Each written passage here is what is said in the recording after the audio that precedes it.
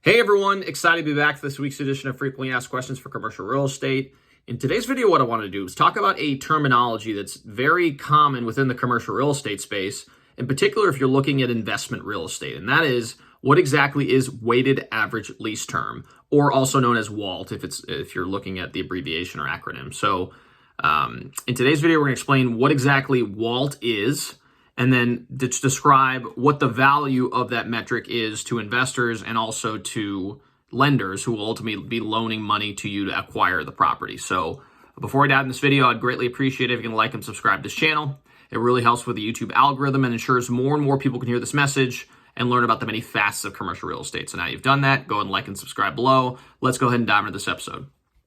All right, so what exactly is weighted average lease term? Well, it's a way of measuring the average period in which leases in your property or portfolio will come to an expiration date or terminate.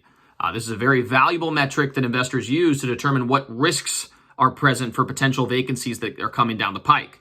Same thing goes for lenders. If they're going to be loaning money on a property, they want to make sure that the tenants are going to be in place for quite some time so that they can protect their investment within the property.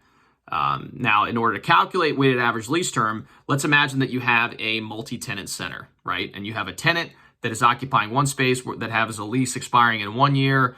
There's another tenant that expires in 3 years, and then there's another tenant that expires in 5 years. And let's say for the sake of just ease of math, they're all the same size. So they occupy a third of the space, each of these particular tenants. So what you would do to calculate the weighted average lease term is you would multiply the remainder of the term by the total square footage for that particular tenant, and then you would sum them up for each space. So it'd be 1 times whatever the square footage is, 3 times whatever the square footage is, then 5 times whatever the square footage is as a percentage. So it'd be a third, a third, a third. So imagine 1 times 1/3, 3 times 1/3, and then finally 5 times 1/3.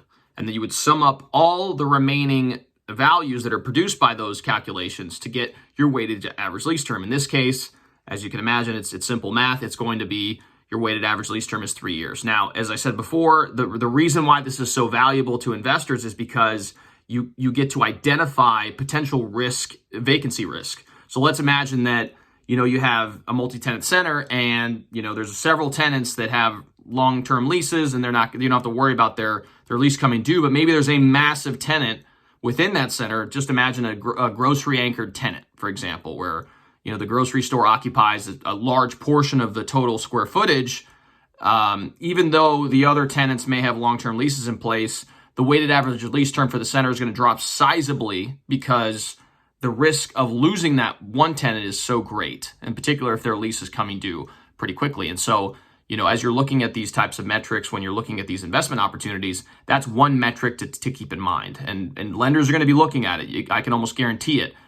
So when it comes to things that you can do to improve the performance of the investment, it's to try to improve your weighted average lease term. So let's say in this particular environment, we find ourselves in a situation where rents are starting to drop across different property types.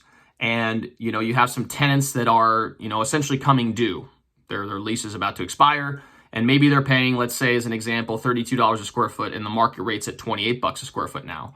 Instead of, waiting for the inevitable time where the lease expires and they decide to either renegotiate with you at a lower rate or potentially, in a worst case scenario, leave the property entirely, you could approach them at this moment in time and say, hey, we're going to preemptively lower your rent to $30 a square foot or $29 a square foot, but we want you to sign an additional 3 years or 4 years on top of your lease to essentially elongate the amount of commitment that you have within the center. Now, this is an extremely beneficial strategy, especially in an environment like this where vacancy is starting to rise and rents are starting to drop as well. The higher probability you have of keeping a tenant on site, especially one that's highly performing, is going to benefit you, because in the long term, as we start to get out of this economic period of this dislocation, you can ride the wave into higher rents and less vacancy, and then ultimately long term it's going to be beneficial for your property. So that's a strategy to consider, in particular in this environment where you're starting to see some vacancy increases and rents beginning to drop a little bit. Consider approaching your tenants and trying to get them to sign long-term leases in exchange for reducing rate of rent, or maybe allocating some tenant improvement dollars so that they can modernize their space.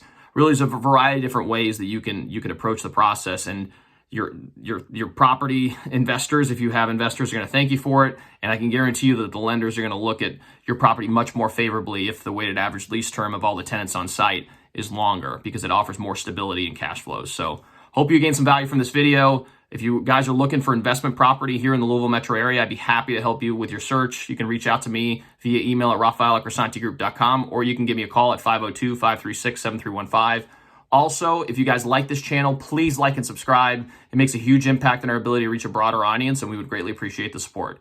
Thanks again so much for tuning in, and we'll see you all next time.